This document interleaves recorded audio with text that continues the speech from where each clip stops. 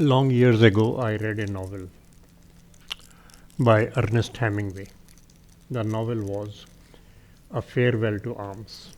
I was a student then, and in the first scene, there is an injured soldier lying by the roadside, and a passerby stops and asks, "What is wrong with you?" And the soldier replies, "The war." After 40 years of total destruction, and after losing hundreds of thousands of precious lives, we have yet to find out what is wrong with us. We are concentrating on piecemeal problems and trying to find piecemeal solutions.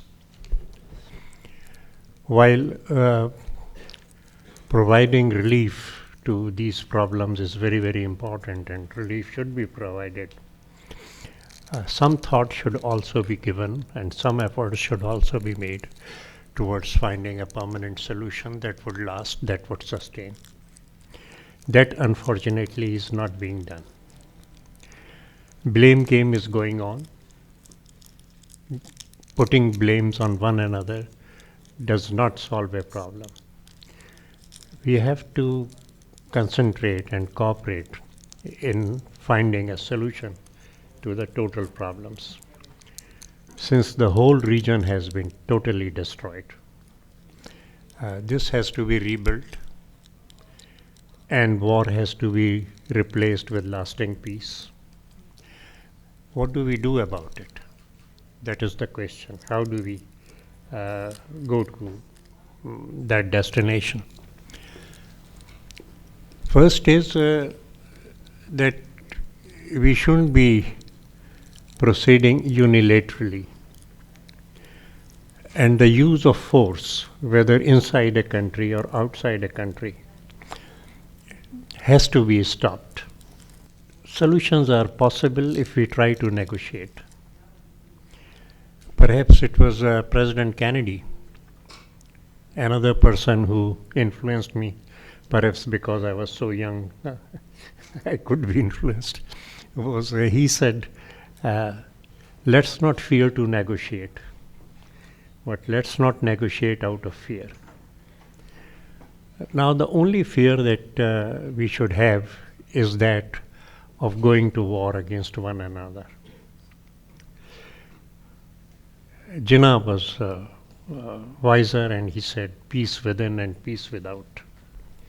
And Jinnah walked to the Torkham bounder and shook hands with a Pakhtun soldier, with an Afghan soldier.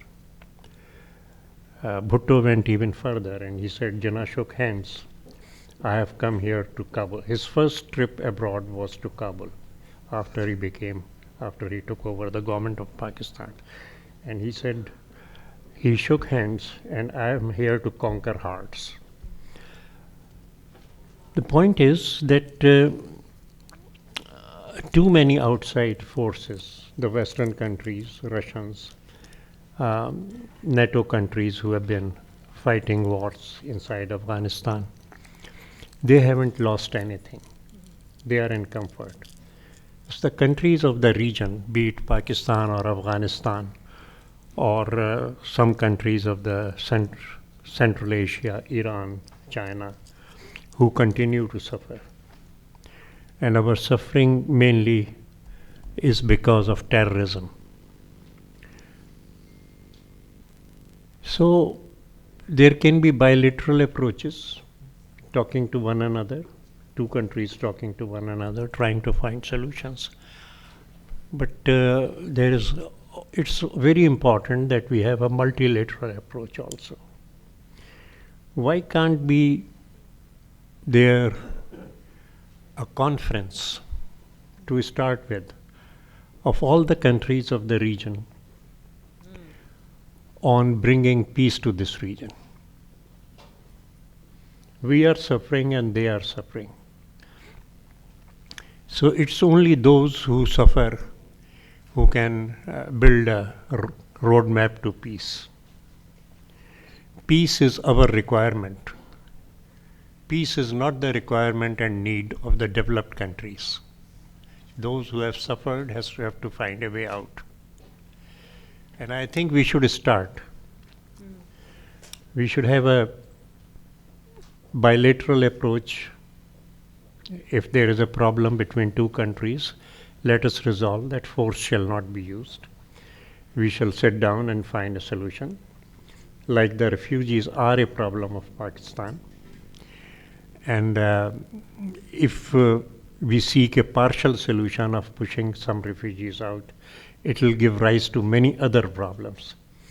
वो जो फैज साहब ने कहा है ना, एक बखिया उधेड़ा एक सिया, यूं उम्र बसर कब होती है. So these piecemeal solutions are no substitute for a permanent solution. I think that all of us have suffered so much that the countries of this region sincerely want peace. The people of this region, they sincerely want peace. And I think we must press on our respective governments. And if we are given the opportunity to, we were in the Foreign Office and we moved bilaterally with many, many countries, and we engaged Afghanistan very seriously. They were here and we went there, and on so many international events, we took the opportunity of talking to them and building confidence. But if we are given the opportunity on the 9th of February, then of course we shall move towards a multilateral conference of the countries of the region to find solutions to the problem of war and how to end this war. What has been spent on this war? A fraction of that, if it was spent on prosperity, on developing human resources, on developing the natural resources of this region, would have resulted in a very prosperous region with prosperity all around. So let's take heed and let's move forward. And once again I say that while providing relief to those who are affected is important, and we should provide relief, but we should move with a lot of caution, and we should negotiate first and then take steps. No steps should be forced. I hope for the best, and as I said, that the problem is war. That soldier in Hemingway novel knew it. High time the politicians also knew it. And something which cannot be solved by politicians can never be solved by generals. And we have to find a way out. It may be a very long way, but we have to in what direction? While we are moving in the direction of peace, we have to outline what we cherish. Right. And we cherish human rights. There is no compromise on human rights. It is not only a regional issue, but an international issue. Women in Afghanistan shall never accept subjugation, be it of a state or be it of the family. And so we have to raise our voice for the rights of women, for the rights of minorities, and for the rights of everyone who is living not only in Afghanistan but in any country, and first and foremost in our own country. Our commitment to human rights should be very firm, and we should never hesitate in explaining and in putting forward our position on human rights. Right. Secondly, we must have joint efforts on peace. We must decide that we shall not pick up arms. Terrorism is a problem which all countries of this region are facing.